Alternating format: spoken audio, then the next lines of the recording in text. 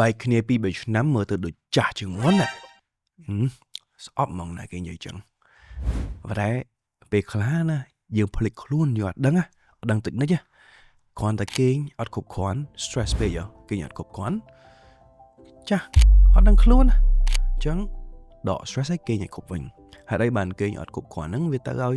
យើងឆាប់ចាស់ពីព្រោះពេលដែលយើងគេអត់គ្រប់គ្រាន់ហ្នឹងវាឡើងហូម៉ូន cortisol ហើយហូម៉ូន cortisol ហ្នឹងវាធ្វើឲ្យរំខាននៃការជួសជុលស្បែកការចាស់របស់យើងនេះហើយលើពីហ្នឹងក៏រំខានទៅដល់ការបង្កើត collagen ពីខ្លួនយើងមកដែរ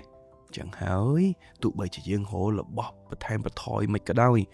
បាទតែគេងអត់គ្រប់គ្រាន់គឺរៀងយ៉ាប់តិចហើយចឹងព្យាយាមបាទបន្ថែមកីឡាតិចទៅបាទលំហែកាយតិចទៅនោះបាទស្រេះគេលក់ស្រួលហើយស្អាតជាងមុនក្មេងជាងមុនស្វែងរកនិងទិញផលិតផលសុខភាពដែលសុទ្ធនៅក្នុង Meet Dr. Shop